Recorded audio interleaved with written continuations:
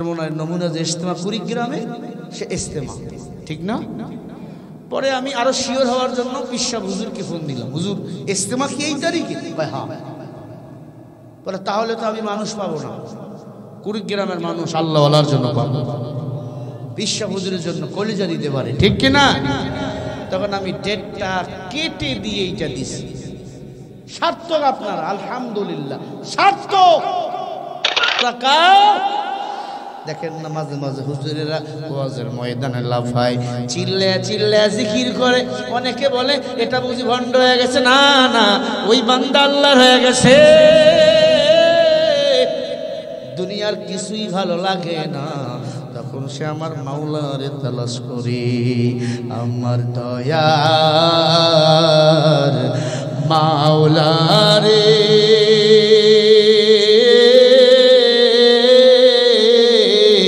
আমার দয়ার মাবুদ রে, কোথায় গেলে পাইব তোমার ঠিকানা? তোমাকে পাইবার ওসিলাতে ঘুরি আমি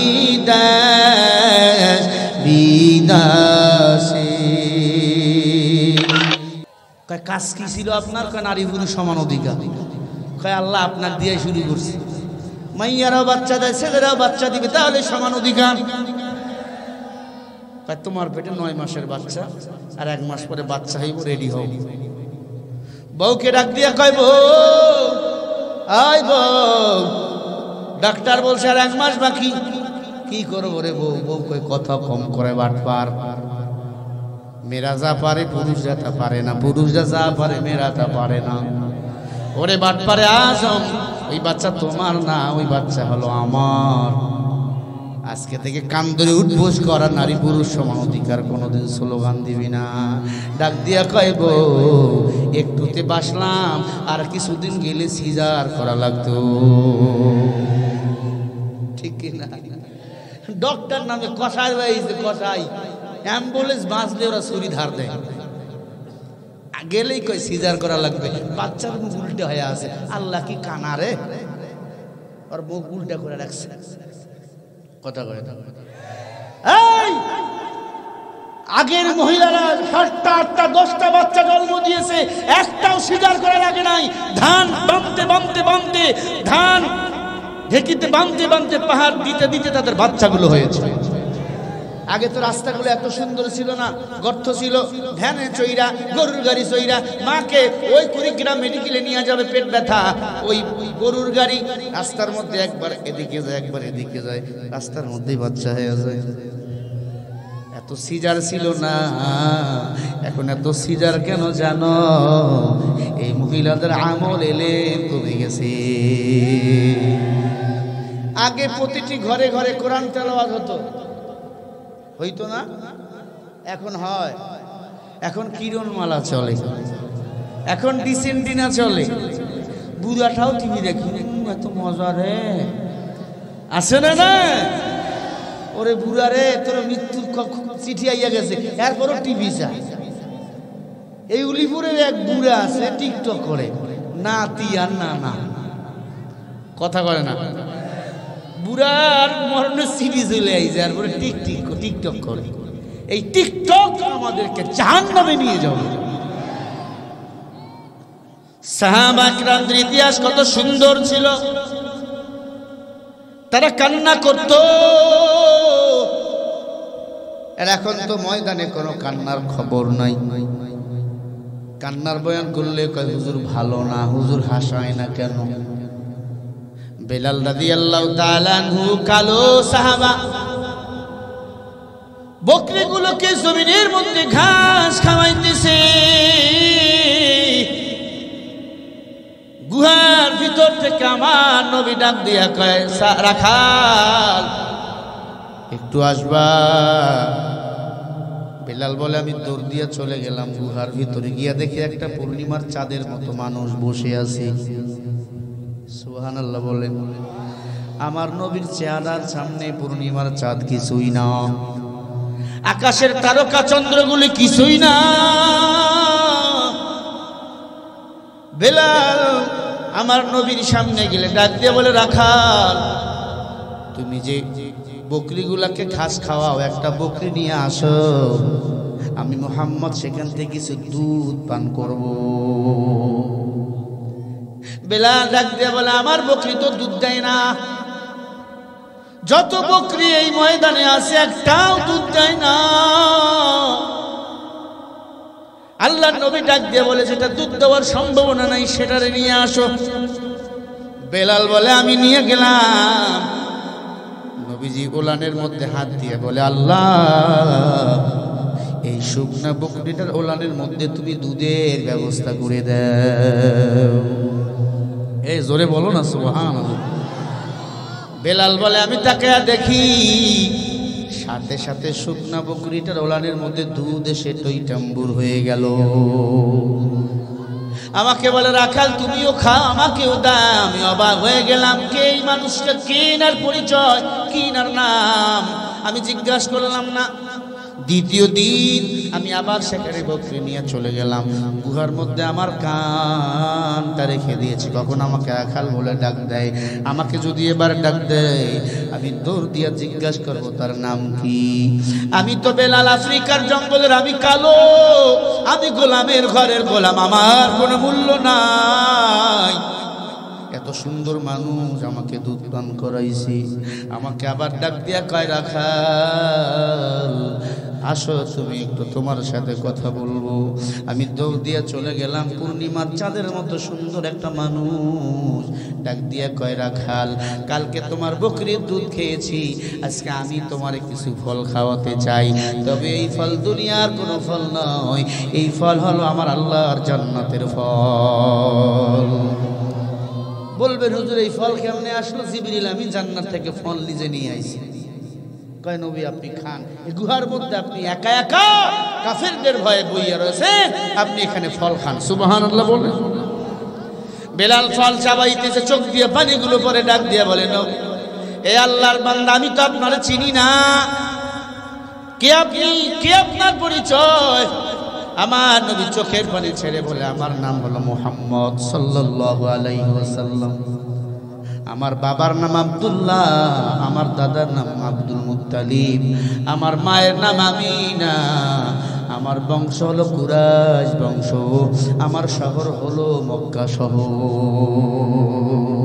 সুবহানাল্লাহ।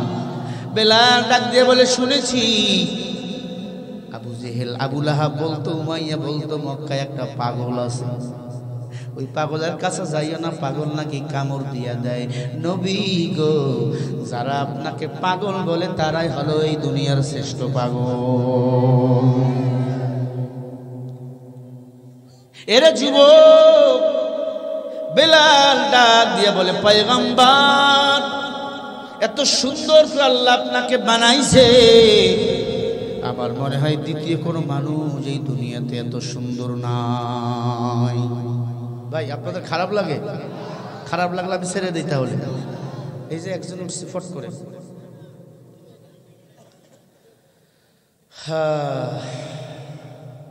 ভারতের এক পাঞ্জাবি বেড়াইতে আসছে বাংলাদেশ। কায় বাঙালি দেশের জাতীয় ফলের নাম কি? কয় কাঁঠাল। কিস কাঁঠাল? কয় কাঁঠাল চেনো না? বাইরে কাঁটা, ভিতরে আঠে, আর নাম কাঁঠাল। কেমন মজা? কয় কাঁঠাল যে খায় সে জানে কেমন মজা।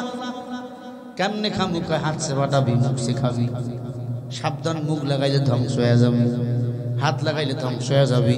হাত দি ফাটাইয়া এবার মুখ লাগাইয়া কাঁঠাল খায়। কাঁঠাল খাইছে, মজায় মজায় খাইছে, নাগার মুখে আঠা লাগিয়া গেছে। ডাক দিয়া কয়, বাঙালি আঠা কেমনে শুনো? মুখে তুলে দিয়া ঘষা মার, তুলে দিয়ে ঘষা মারছে, কিছুই দেখে না, এখন ভেড়ার মতো হয়ে গেছে। ডাক দিয়া কয়, বাঙালি তুলে কেমনে শুনো? মুখে মেজবাতি দিয়ে আগুন দে। মেজবাতি দিয়ে আগুন দিছে, জায়গায় মরে পড়ে রয়েছে। কথা কয় না কেন? আজকে যারা বিড়ি খায়, এদের মুখ না পড়লেও পাঞ্জাবি গুলো, জামাগুলো ফুটা ফুটা ফুটা ফুটা হয়ে যায়। মনে হয় যুদ্ধের সময় সে গুলি খাইছে, বিড়ির গুলি। কথা কয় না কেন? অতি চালাকের গলায় দড়ি। এ যুবক, বেলাল রাদিয়াল্লাহু তাআলা আনহু ডাক দিয়া বলে, পয়গম্বর, আল্লাহর যদি নবী হন, আমার একটা দাবি, আপনি আমার একটু কোরআন তেলাওয়াত করে শোনান। আমার নবী আল্লাহর কোরআন তেলাওয়াত করা শুরু করে দিলেন। আর রহমান আল্লামাল কুরআন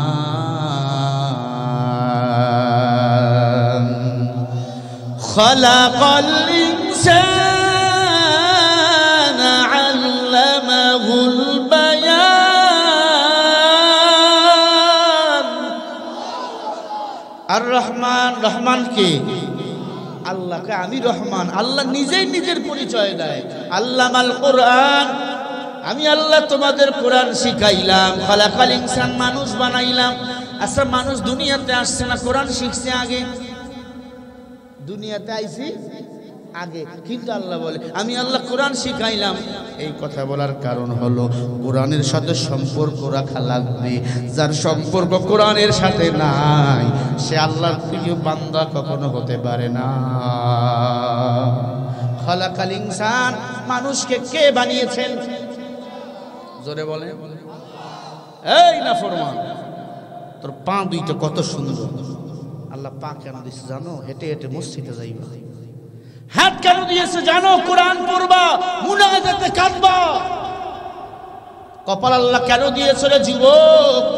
এই কপালটা আল্লাহর কুদরতি পাই দিবা, সেজদায় কাঁদবার, বলবা সুবহান রাব্বিয়াল আলা। আল্লাহ তুমি পবিত্র। আল্লাহ বলে, যারা আমাকে পবিত্র বলে ঘোষণা করে, আমি আল্লাহ তাদের পবিত্র বানিয়ে দিই।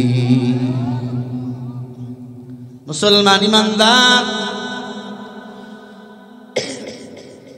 বেলাল রাদিয়াল্লাহু তাআলা আনহু কোরআন শুনে কাঁদে। ডাক দিয়া কয়, নবী, আফ্রিকার মানুষ বেলাল, এ মক্কায় এসেছি কোরআন শোনার জন্যই। আমি আর বেঈমান থাকতে চাই না, আপনি আমাকে মুসলমান বানিয়ে দেন। আল্লাহ নবী ডাক দিয়া বলে, রে বেলাল, তোমাকে মুসলমান বানাইতে পারি, একটা শর্ত।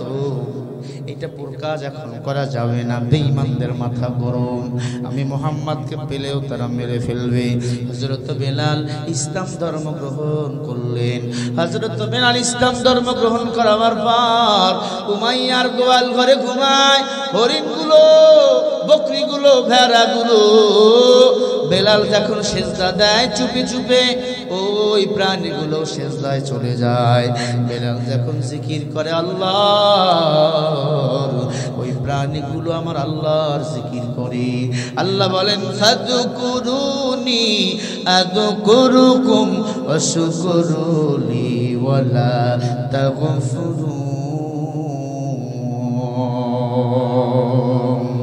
আল্লাহ বলে, যে বান্দা আমি আল্লাহকে বলে না, আমি আল্লাহ ওই বান্দাকে কখনো ভুলি না। বেলাল একদিন যায়, 2 দিন যায়, 3 দিনের মাথায় জবানটা খুলিয়া জিকির করা শুরু করে দিল। সুবহানাল্লাহ বলেন, আরো জোরে বলেন। কিরে বেলাল, তোমার গোয়াল ঘরে এত আওয়াজ কিসের? বেলাল বলে, আল্লাহর জিকির করি। আল্লাহু আকবার। বেলালের কোনো ভয় আছে আর? বেলাল বলে, মাল্লাহুল মাওলা ফালাহুল কুল। যেই বান্দা আল্লাহর হয়ে যায়, আল্লাহ তখন তার হয়ে যায়। বেলাল বলে, আমি তো আমার নাই, আমি কার? আমরা কার? দেখেন না, মাঝে মাঝে হুজুরেরা ওয়াজের ময়দানে লাফায়, চিল্লে চিল্লে জিকির করে। অনেকে বলে এটা বুঝি ভণ্ড হয়ে গেছে। না না, ওই বান্দা আল্লাহর হয়ে গেছে। দুনিয়ার কিছুই ভালো লাগে না, তখন সে আমার মাওলারে তালাশ করে। আমার দয়ার মাওলারে,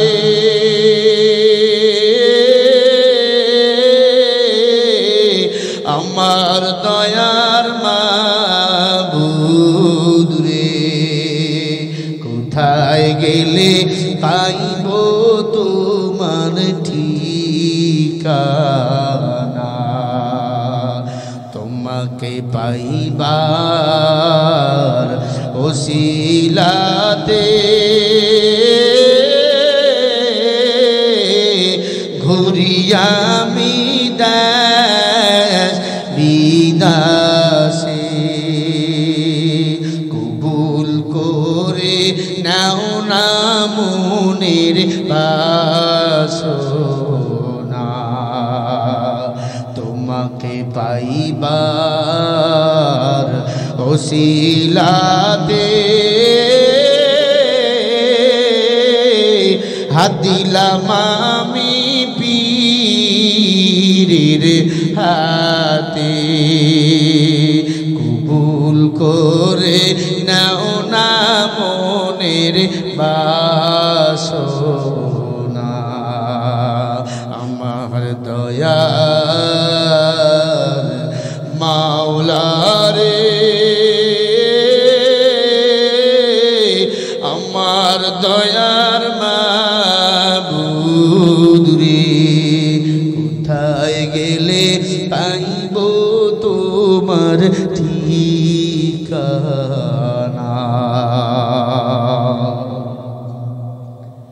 এরে আল্লাহর বান্দা আল্লাহকে ডাকো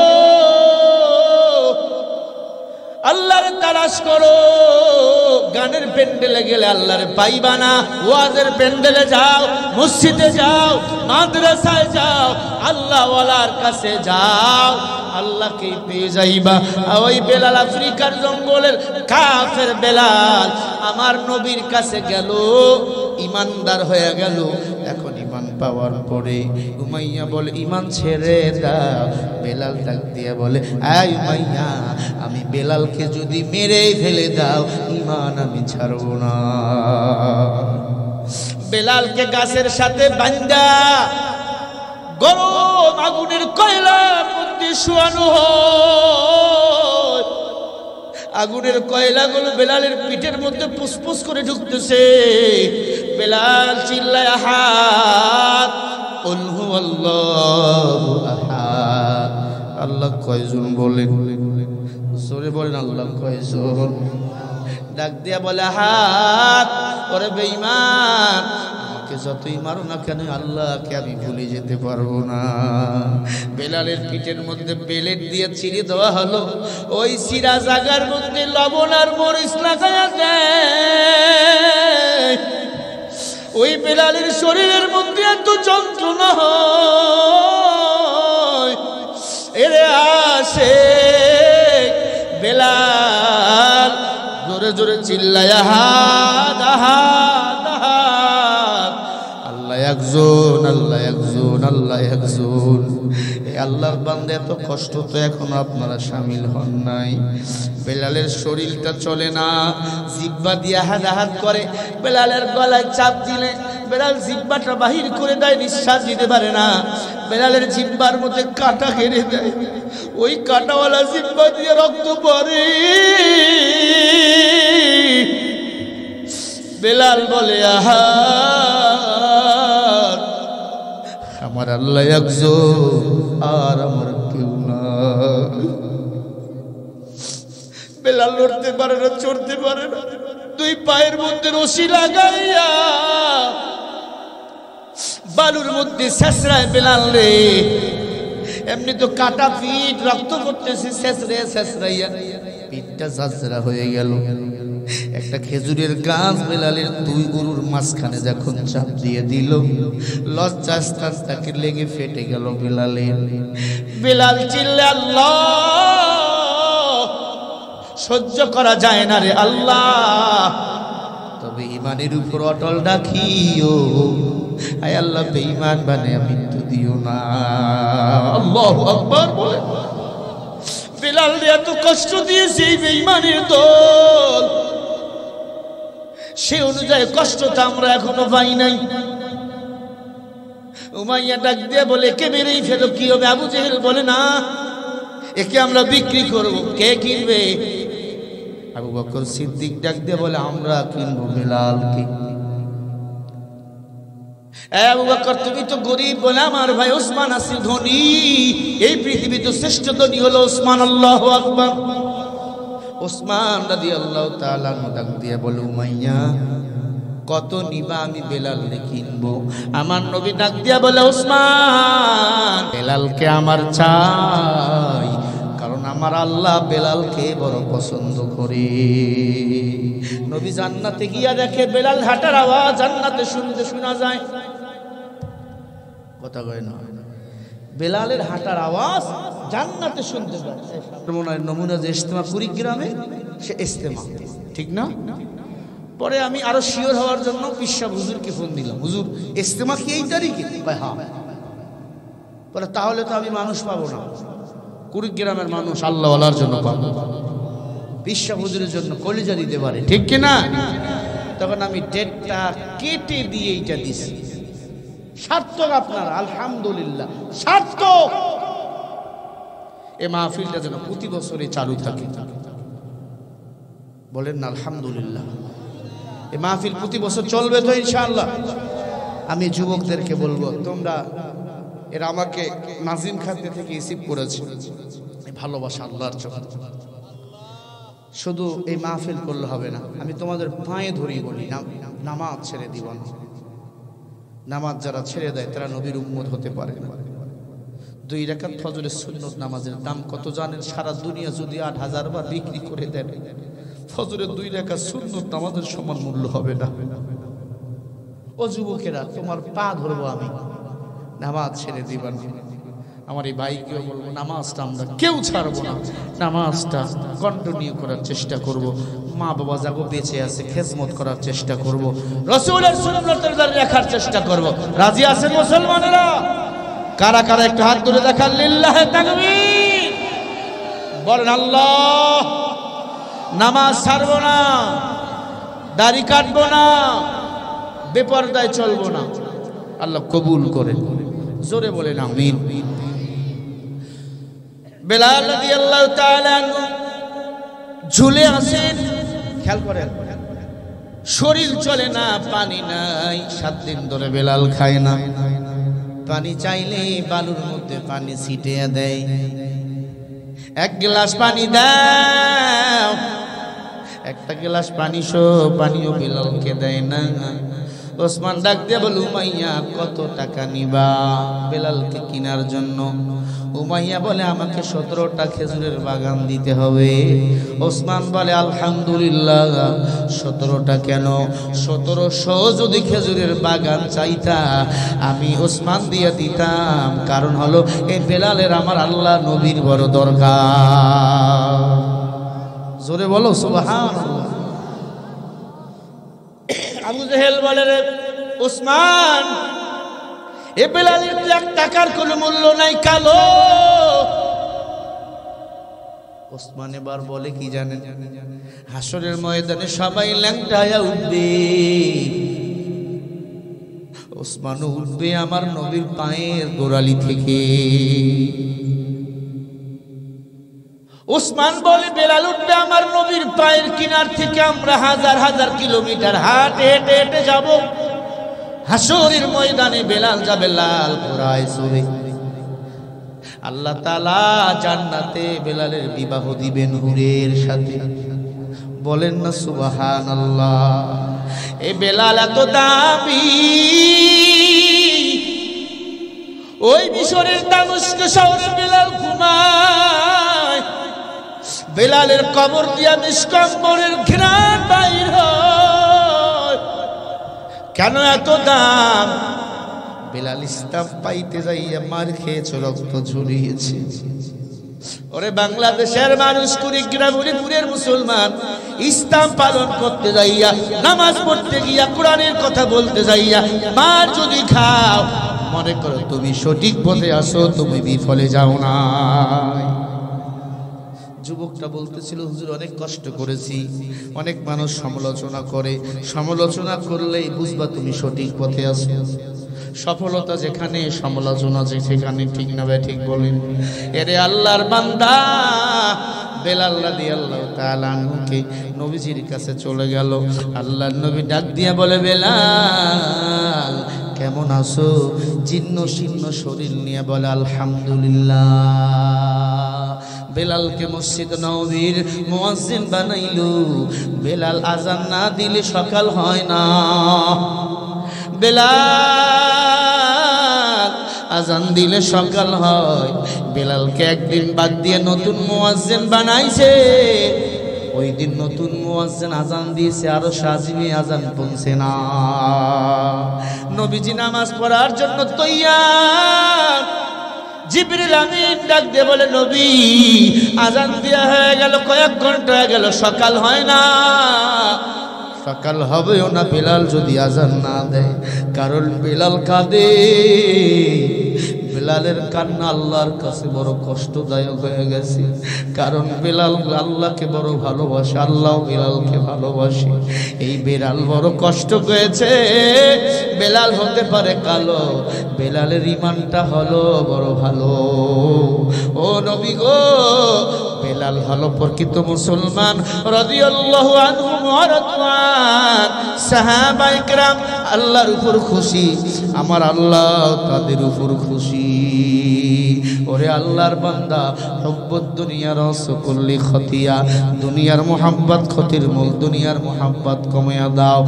পাঁচ ওয়াক্ত নামাজ আঁকড়ে ধরি, আল্লাহ রাসূলের ইত্তেবা করে জীবন চালাই। যতদিন বাঁচব কোরআনের পক্ষ থেকে জীবন চালাবো। আল্লাহ কবুল করে নেন, বলেন আমিন। আলহামদুলিল্লাহি রাব্বিল আলামিন। ربنا ظلمنا أنفسنا وإن لم تغفر لنا وترحمنا لنكونن من الخاسرين। बता हमको तेरी राह की इस तरफ है, तेरी राह पर खुदा हमको चलाया। रब्बुल आलमीन, आय अल्लाह, जुब समाज